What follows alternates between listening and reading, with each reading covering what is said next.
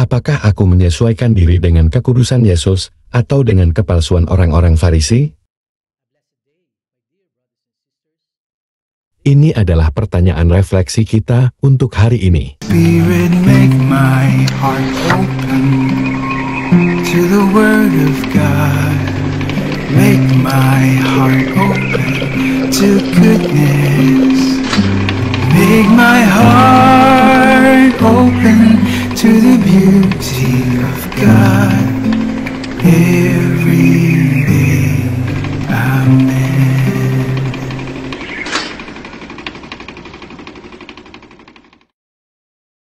Suatu hari, seekor rubah berlari melalui hutan untuk melarikan diri dari pemburu dan anjing mereka yang menggong. Dia mencari tempat untuk bersembunyi dan melihat sebuah rumah kecil. Seorang penebang kayu berdiri di depan pintu, terkejut saat rubah yang ketakutan berlari ke arahnya. "Tolong bantu aku," si rubah memohon. Penebang kayu merasa kasihan pada rubah. Dia mengangguk dan menunjuk ke sudut gelap di dalam. "Bersembunyilah di sana," bisiknya. Para pemburu tiba dan mengetuk pintu. "Pernahkah kamu melihat rubah datang ke sini?" mereka bertanya.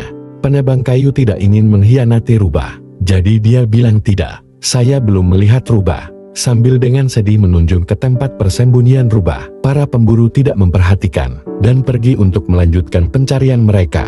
Ketika mereka pergi, rubah itu keluar. Dia mulai pergi tanpa mengatakan apa-apa. Penebang kayu bertanya, "Apakah kamu tidak akan berterima kasih padaku?" Rubah menjawab, "Jika Anda benar-benar ingin membantu, kau takkan menunjuk tempatku bersembunyi." Lalu dia berlari kembali ke hutan, meninggalkan penebang kayu berpikir. Kemunafikan penebang kayu itu terlihat jelas saat dia berpura-pura menunjukkan belas kasih kepada rubah, saat berencana menjualnya kepada para pemburu. Terkadang, bahkan tindakan yang tampaknya baik dapat memiliki motif tersembunyi. Dalam bagian kitab suci hari ini, dari Matius bab 5, ayat 20-26, Yesus menetapkan standar kebenaran yang tak terbantahkan, yang mengarah pada kekudusan, dan memastikan jalan kita menuju surga. Dia dengan berani menyatakan, "Aku berkata kepadamu, jika kebenaranmu tidak melebihi kebenaran ahli-ahli Taurat dan orang-orang Farisi, kamu tidak akan masuk ke dalam kerajaan surga."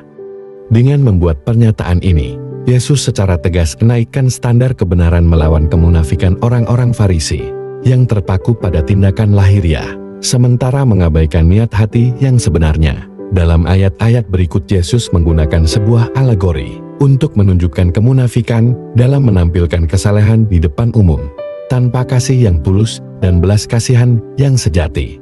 Dia menekankan bahwa keteraturan ritual keagamaan kita tidak akan pernah sejalan dengan ketidakmauan untuk mengampuni dalam hati kita. Dia juga menunjukkan pentingnya rekonsiliasi ketika dia berkata, "Karena itu, jika engkau mempersembahkan persembahanmu ke altar, dan di sana kamu ingat bahwa saudaramu memiliki sesuatu terhadapmu, tinggalkan persembahanmu di altar, kembalilah dan berdamai dengan saudaramu, dan kemudian datang dan persembahkan persembahanmu." Dalam audensi umum kepausan pada 31 Januari tahun 2007, Paus Benediktus ke-16 berkata, "Kekudusan bukanlah tentang tidak pernah berbuat kesalahan atau tidak pernah berdosa.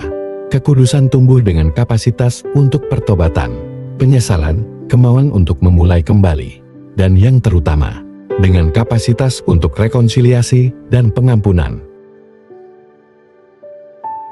Saudara dan saudari, biarlah masa Prapaskah ini menjadi waktu bagi kita untuk menanggapi panggilan Yesus menuju kebenaran yang lebih dalam dan radikal, yang melampaui sekadar kepatuhan lahiriah. Kebenaran ini harus berakar pada cinta, rekonsiliasi, pengampunan, dan membangun hubungan dengan orang lain. Mari kita puasa dari kemarahan dan kebencian, lebih murah hati dalam menawarkan pengampunan dan pengertian, dan berdoa untuk rekonsiliasi dengan sesama, rekan kerja dan tetangga, dengan siapa saja kita memiliki konflik. Marilah kita berdoa. Dalam nama Bapa, Putra, dan Roh Kudus. Amin. Bapa, utuslah Roh Kudus-Mu kepada kami masing-masing, untuk membebaskan kami dari semua kemunafikan, serta kebencian-kebencian apapun, kepahitan, dan prasangka yang mungkin masih kami miliki di hati kami. Dalam kekosongan, penuhi kami dengan Roh Kudus-Mu, agar kami dapat diubah dan diberdayakan untuk berjalan di jalan cinta dan kekudusan-Mu. Amin. Dalam nama Bapa, Putra, dan Roh Kudus. Amin. Tuhan memberkati Anda dan keluarga Anda. Tuhan memberkati Gereja Katolik kita Dan Couples for Christ.